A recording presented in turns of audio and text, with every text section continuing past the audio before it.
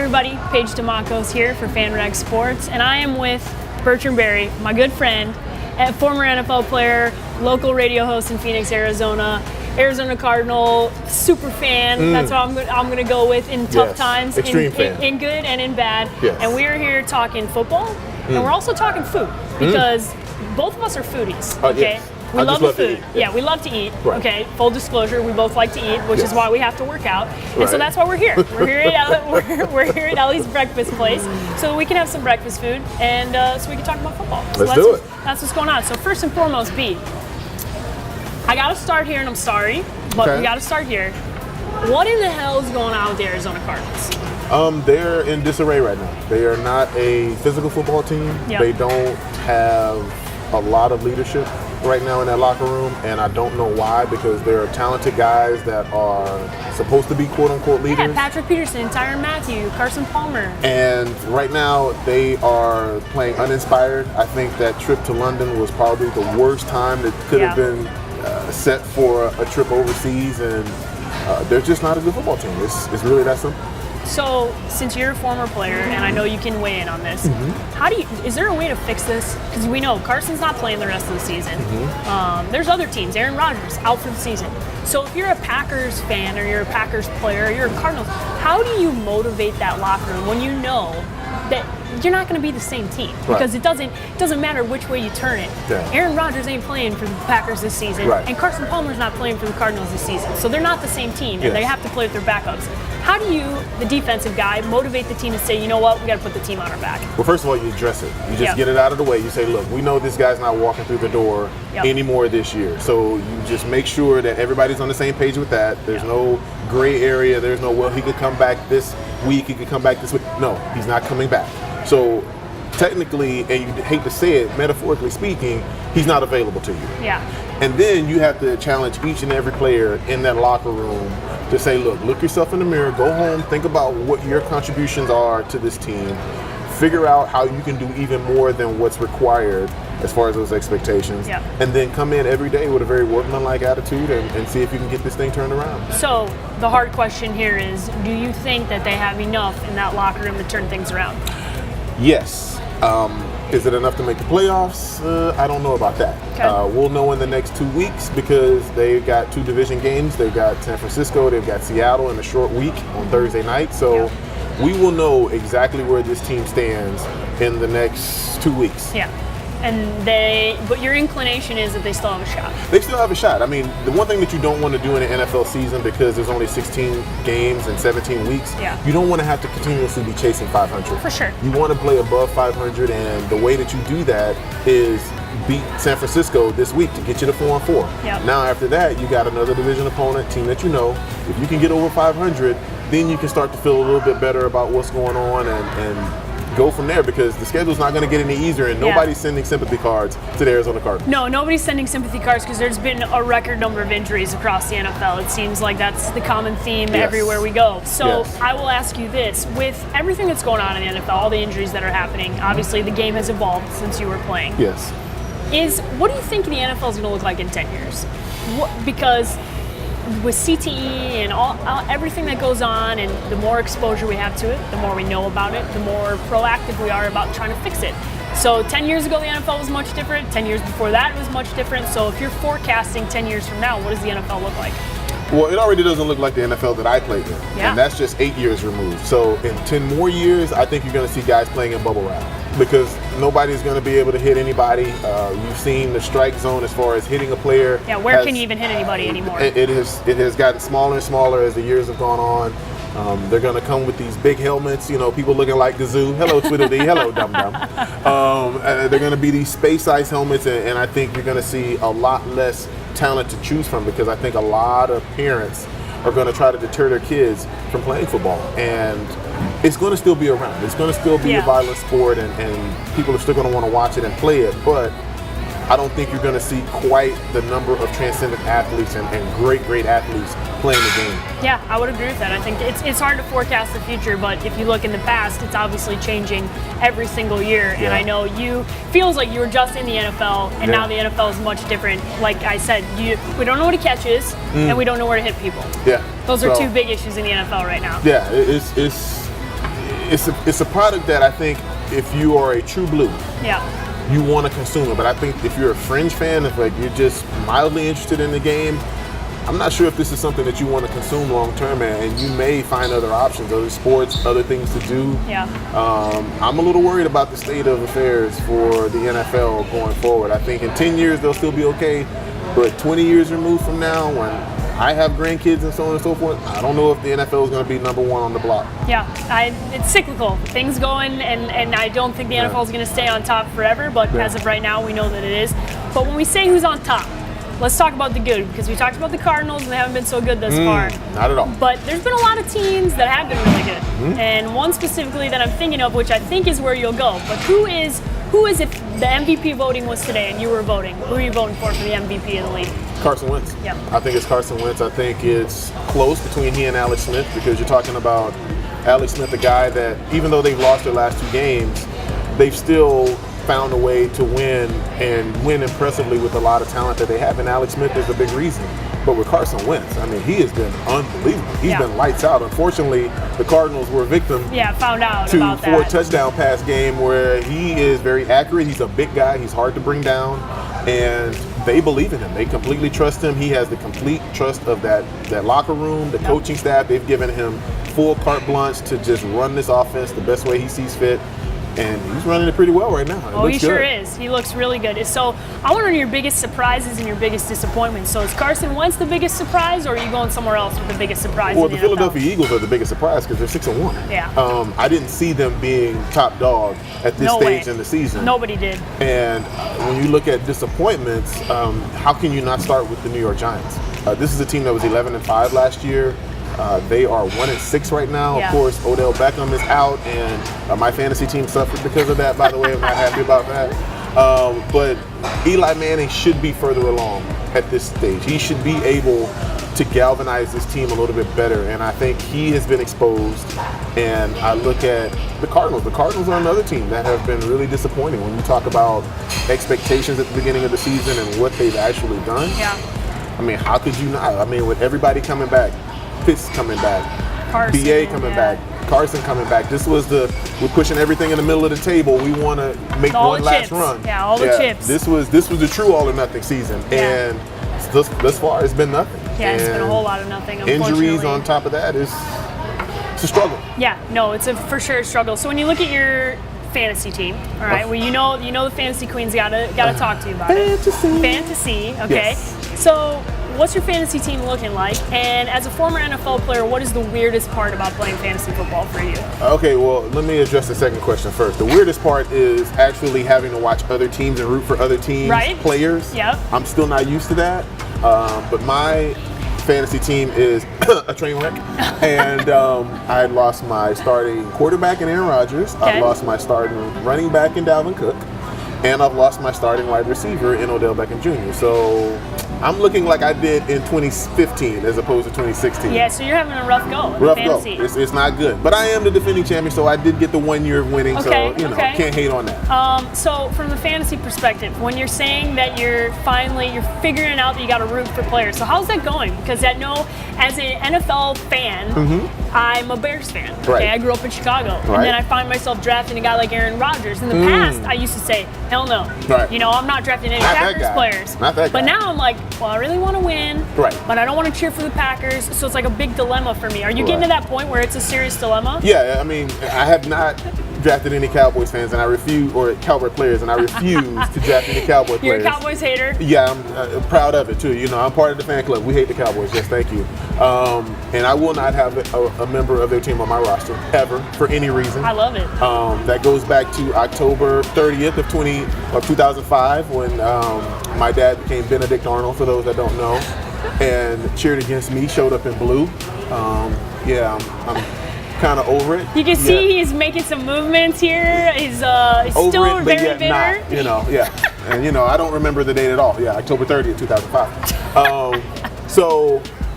I will not cheer for them. But aside from that, it's fun. It's something that we do, amongst the station, and it's lighthearted. It's lighthearted, and guys don't take it seriously. So I do kind of want to win, so I have trying to make some transactions. You made some moves? I've made some moves, I but love it. I don't think that they're going to necessarily equal a title this year. Okay, so you're from Houston. I am from Houston.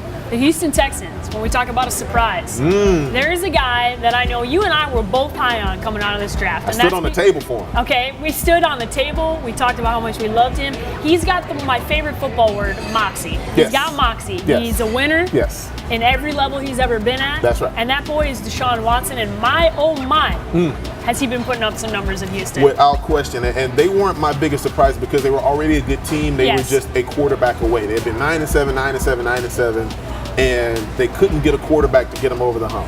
They didn't think that he was going to be quite ready this year. No. And you know, you go with Tom Savage to start off the season.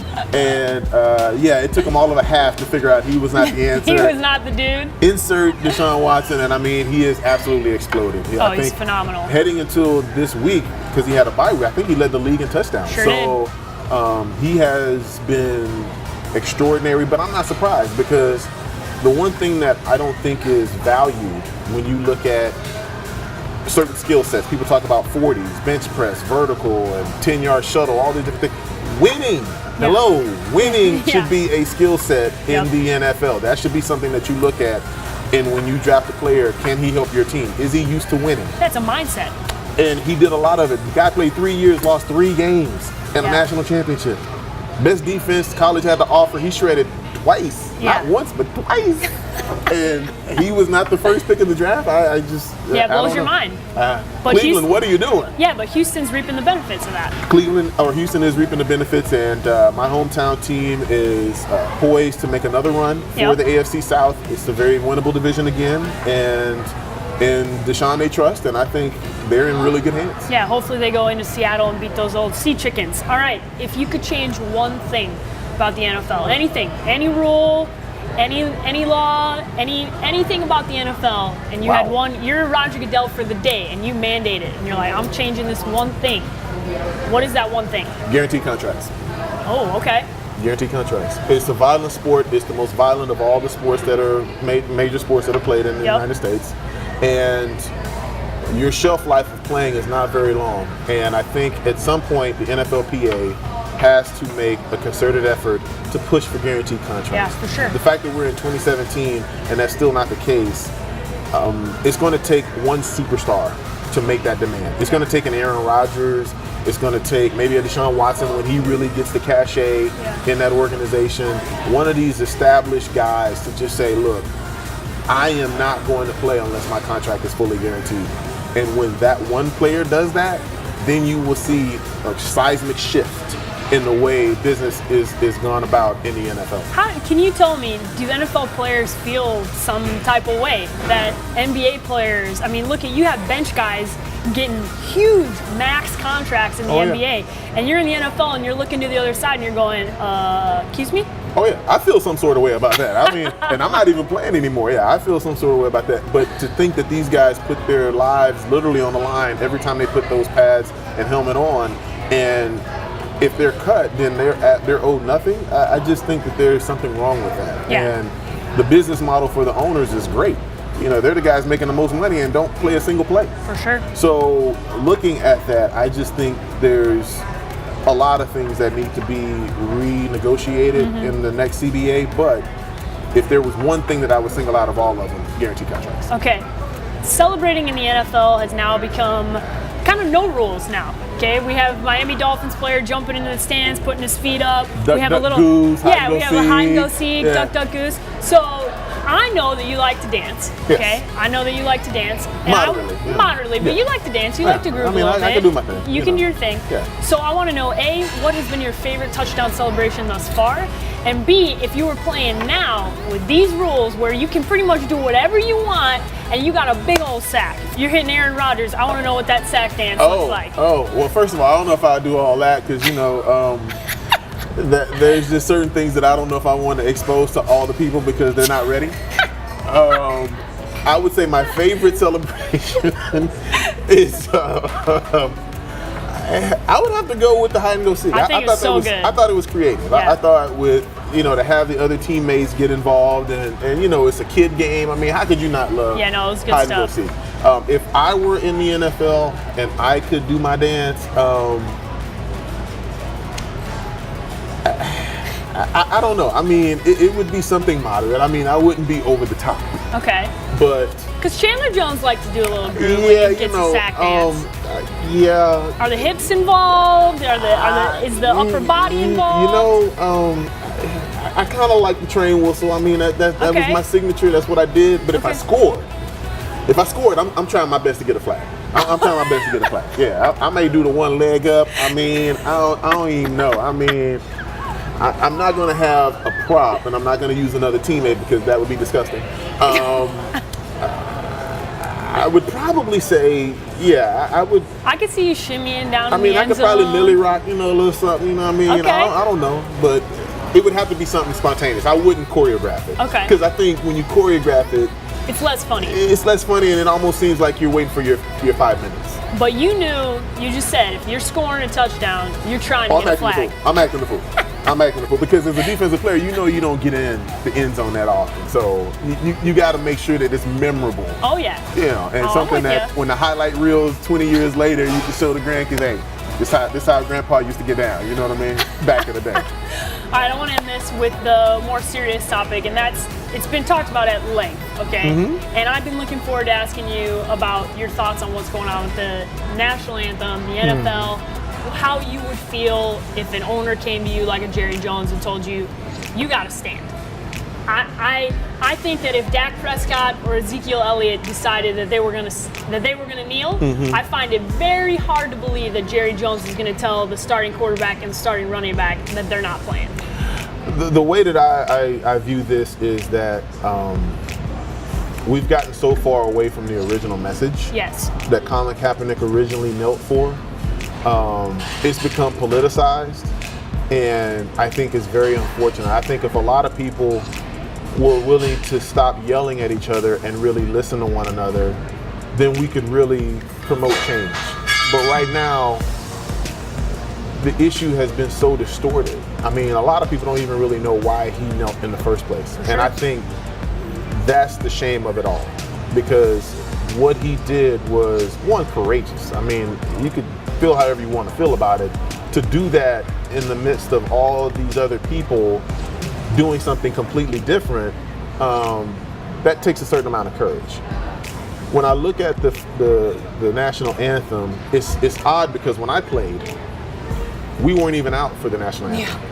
It was basically in 2009 when certain teams were paid to have the players come out for the national anthem. And so everybody has jumped on the military, you're disrespecting the veterans and this, that, or whatever. And first of all, it's First Amendment right to be able to do whatever during the national anthem. That's part of living in the United States and being a United States citizen. So you're trying to deny people their actual rights. And I think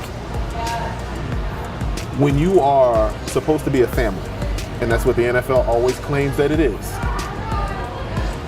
families should always be able to hear other families speak. Yeah. And I don't think players have been heard. Players have been very complicit with all of the different initiatives that the NFL implemented, the breast cancer, the NFL Play 60, the go and visit the troops overseas. We've done all of those things, but yet when it comes to issues that we have and we want addressed, there's been death, there's been silence. It's like they don't count. It doesn't matter. And so I think there has to be a lot of dialogue. I think a lot of people have to be willing to have uncomfortable conversations. And if we will have those conversations, I think a lot of progress can be made in a short period of time. I agree. But until then, when you got the, hey, my side is right, you're wrong, and there's just a lot of noise and there's not a lot of solutions being put out there. So I want you to end with, if you could give a message to NFL fans, what's your message that you want people to, is it simply like, let's just listen to each other? Or what do you want NFL fans that are the guy that's standing next to me at the Cardinals game that's yelling, stand up, stand up, what do you want to tell people, like, without being yelling at each other, without getting mean? What do you want to tell people? I want to tell people that regardless of how you feel, I will respect your position, respect my position, and at least be willing enough to hear my position. Yeah. You don't necessarily have to like it, but as long as we're operating with this, I'm right, you're wrong, I don't care about your side, we're not going anywhere. At some point, we've got to bring this thing together, and this whole, just shut up and play mentality towards professional athletes, that's going to always create resentment. So we have got to figure out a way to bring this thing together. Yeah, I'm with you, B. That's a great message to end on. I think it's time for us to get some food. Let's get some grub, man. Let's get some grub. That's what we're talking about. Yeah, I didn't get this big by being, picky about what I eat. No, and being, I know that you like to eat. So we're gonna get some food, we'll be back with our food. Paige and B Train back. Yes. We are very excited about the food. Yes. I can see it. I can smell it. It's on its way. The delivery is coming, and we're very excited about the food items that are about to get in my belly. Yeah, B-Train likes to eat. I got myself a Spartan omelet. Y'all know I'm Greek, so that means I got extra feta in this omelet. B-Train, what you got over there? Oh, I got a chicken sandwich with some fries. They look delicious. That they looks look real yummy. good. Yeah, that looks real good. Thank you very much. Thank you very much. Appreciate it. We'd like to thank Elly's Breakfast Place for having us out. This food looks absolutely delicious, and I'd love to keep you guys here, but it's time to eat, and I'm not trying to hang out with you guys any longer. So, for B-Train, I'm Paige Dimakos. We'll see you later.